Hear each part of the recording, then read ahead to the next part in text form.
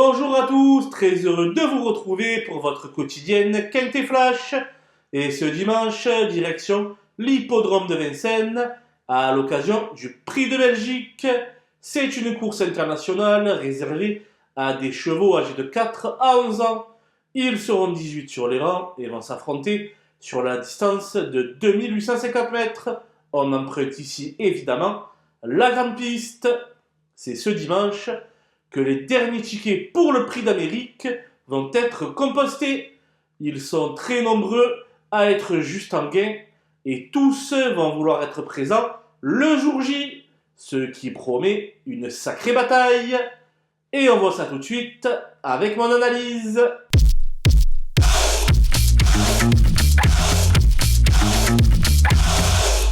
Sans plus tarder, les bases avec le 3 Galet de Banville qui court après sa qualification pour la Belle.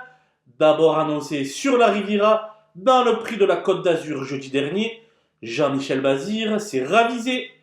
Pas de fumée sans feu, il devrait donc atteindre son objectif. Le 11, Gone Boy, a été très malheureux dans le Prix de Bourgogne. Ici, c'est la dernière chance pour accrocher le wagon de l'Amérique, même si Romain Derieux a annoncé à maintes reprises que ce n'était pas une fin en soi. Même Ferré, c'est un choix prioritaire. Le 5, Inma Rosa, est irréprochable ces derniers temps.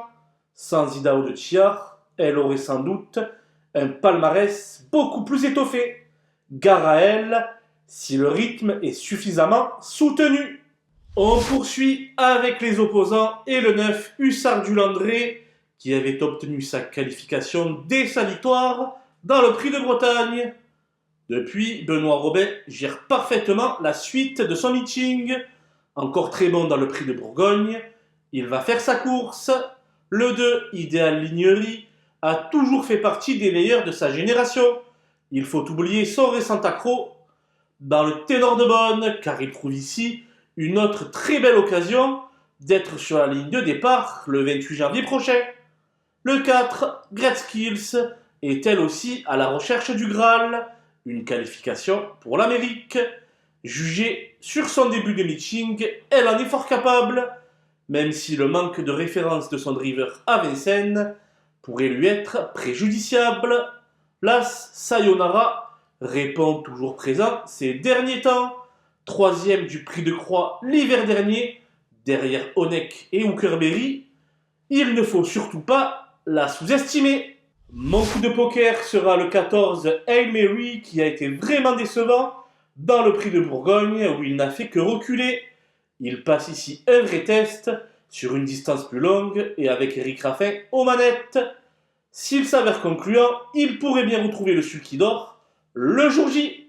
Les outsiders désormais avec le 10 Iso Arvedake qui a déjà son billet en poche et qui ne va donc pas tout donner ce dimanche. Il faut plutôt l'envisager pour la 4e ou la 5e place. Le 18, Onek n'a pas rassuré ses nombreux supporters avec une grosse déconvenue dans le Prix de Bourgogne. Il va falloir absolument qu'il montre un meilleur visage, auquel cas, sur sa classe, il pourrait bien s'emparer d'une place.